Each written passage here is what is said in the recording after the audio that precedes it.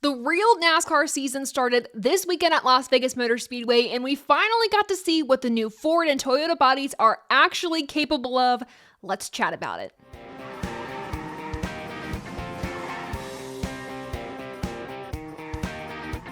Hey everyone, my name is Taylor Kitchen, and welcome to Above the Yellow Line, where we do motorsports media your way, talking about NASCAR literally all the time.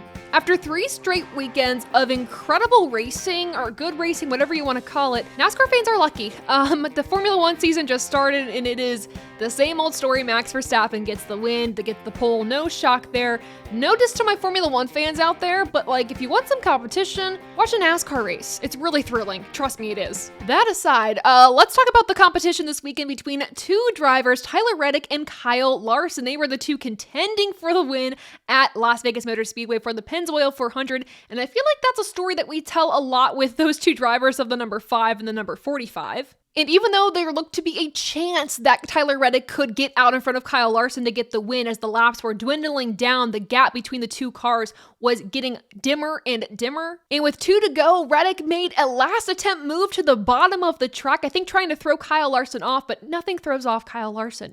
That's the thing, nothing throws him off. And it kind of disrupted the air around Reddick's car, the gap widened, and from there was smooth sailing for that number 5. He was your winner of the Pennzoil 400, his 3rd Cup Series win at Las Vegas Motor Speedway, and a back-to-back win sweeping the stages for Kyle Larson, same as what he did in the fall. And it was a 1-2 day for Larson and Reddick, who finished behind him in every stage as well. Though this should be a positive day for Tyler Reddick, considering he has finished no better than 29th in the races we've had so far this season. He ended the race with frustration, sharing his thoughts of just kind of being angry, a little bit just off about this race, saying, same shit, different year. And this pertains to the pit road issues that the number 45 had this race. Amongst other things, they put together a solid race. Again, with what they started off with this season, but it wasn't the result that Reddick was looking for. I understand the frustration. You were so close to a win. You've had a really crappy past 2 weeks.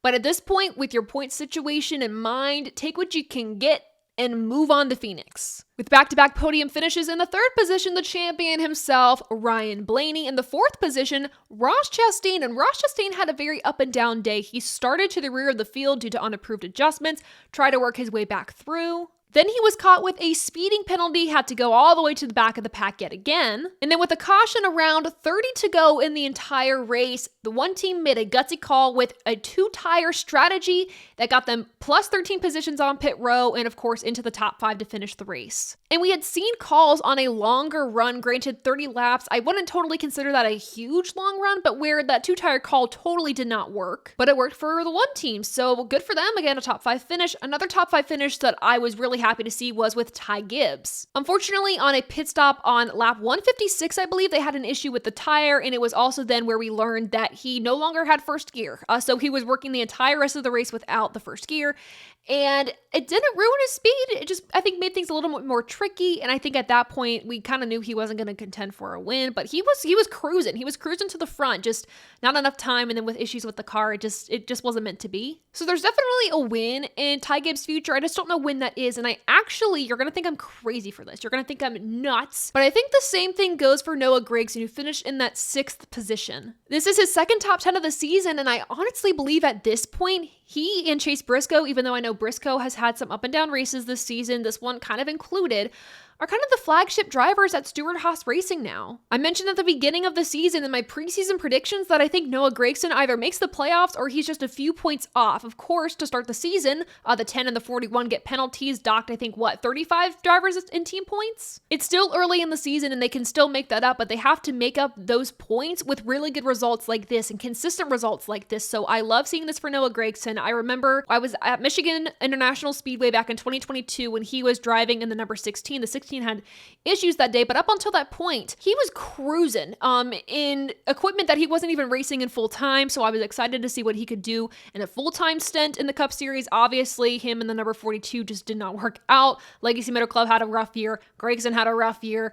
And then now we're seeing a really positive start to his season. So I'm excited to see what this means moving forward, what it means for Phoenix and so on and so forth. But I think there's a possibility that Noah gets himself a win this year. If not, he gets really, really close. If you think I'm crazy, we'll move on from that. So let's move from Ford to Toyota. We have Martin Truex Jr. in the 7th position. 8th, we have Denny Hamlin. 9th, going back to the Fords of Joey Logano. He started this race on the pole and he just kind of dropped back. It was a very up and down day again for Joey Logano. I feel like that was the theme of the race for a lot of drivers, but again, finished with a top 10. So all things considered, not awful. Speaking of awful though, even though he managed to get a top 10, William Byron, what an awful day for this driver, because unfortunately, earlier in the race, he had a trash bag, just debris, on the grill, on the nose of his car, shot up water temperatures way too much, had to go to pit road to get that taken off. But since that point, it was an uphill battle for William Byron in that 24 team. It was a race where I thought that it was going to be between him, Reddick, and Larson.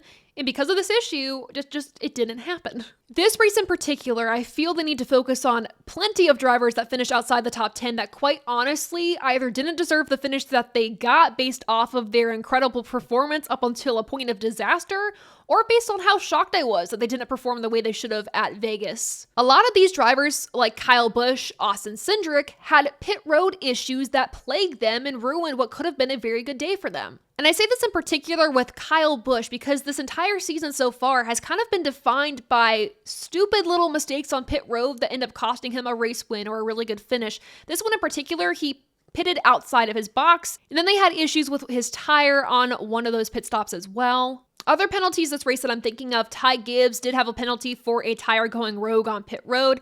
And then Chris Buescher, who was the only car to not finish this race, had a lug nut, or I guess the wheel came off on track. That's going to result in a 2-race suspension for 2 crew members of NASCAR's choice. It would have also resulted in a penalty of laps, but I mean, since he was taken out of the race, that didn't even matter. So that whole incident brought out a caution, but who brought out the first caution of the day was Christopher Bell. He had a very fast number 20 Toyota, and unfortunately, it just wasn't his day. It really wasn't his day. First off, we have a tire blow on his car, and I think that was just from the teams messing a little bit too much with the PSI on the tires.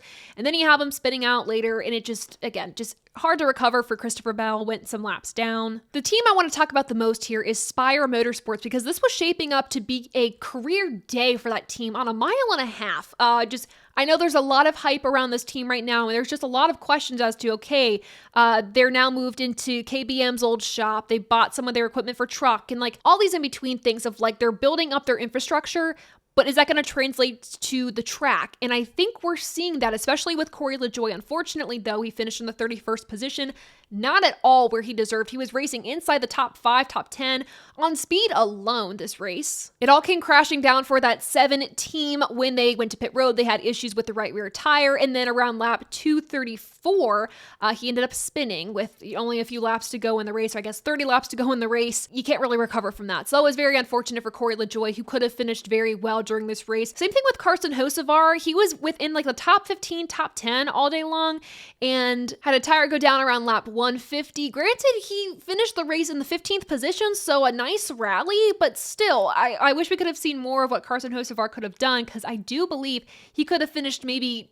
10th, 11th maybe? Zane Smith had a pretty rough race, so we won't even mention it here, but I do want to mention their Truck Series team, because Raja Carruth captured his first NASCAR Craftsman Truck Series career victory this past weekend at Vegas, dominated most of the race, so congrats to him and their team. And all across the board, I think Spire is turning heads on making big gains, and that's something we love to see. I hate when a team hypes themselves up and does nothing. This is a team that has hyped themselves up, brought in the right people, and is doing something, and that's awesome to see. Last but not least, I want to talk about Derek Kraus making his Cup Series debut in the number 16 for Colleague. Finished in the 28th position, so not totally bad again for a driver who's making their debut. The expectation isn't to go out and get like a top 10, top 15, maybe even a top 20, but as a positive for Derek Kraus, he also led laps during his debut, so I think that's a win. I'm thinking that we're going to see him more in the Cup Series this year as well. He did announce, I think he's running more races, so maybe improve from here, but good to see a rookie not wreck out in their first race and do pretty good. So this was the first real race of the season, and what do I mean when I say that? Well, Daytona is a super speedway. It is a drafting style track. Atlanta, though it's a mile and a half, it's still a drafting style track. Las Vegas Motor Speedway is none of the above. It's neither A or B, it is C. It is a straight up mile and a half.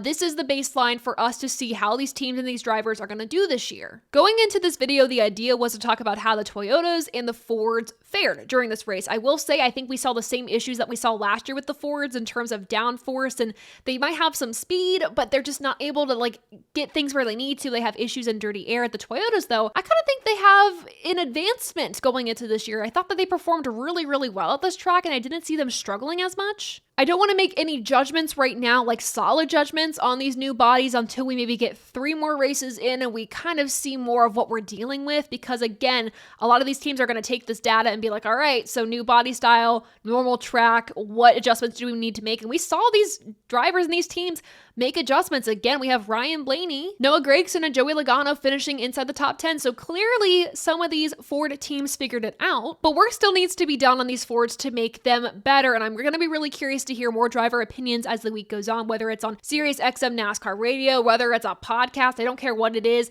I'm going to be tuned in trying to listen to these drivers and kind of hear what their thoughts are on how these cars performed during this race. Overall, though, if we go on to our race rating and the feel of the race, it was one of the most enjoyable Vegas races I've seen in a while, in my opinion, because typically with this track, right off the bat, we see the leader get away and there's like a 4-second, 5-second gap, and it's just not enjoyable and it's difficult to pass. We saw that a lot last year. This time, however, I think there was an easy ability to pass. It wasn't as difficult, at least, as it was last year. For the first half of the race, the leader couldn't get away by over 1 second. It was still a really small gap. It wasn't until the second half of the race when Kyle Larson got the lead and there was like over a 4-second lead at one point, but it wasn't until halfway, which meant that there was an intensity in the first half of the race that we typically don't see often. Something else that was a huge plus was all lanes, all grooves were able to be used this race, which promoted really competitive racing, which was awesome. I think last year I gave this race like a 60%. This year is way better. I'm going to give it an 85. I feel like that feels right, so definitely above the yellow line.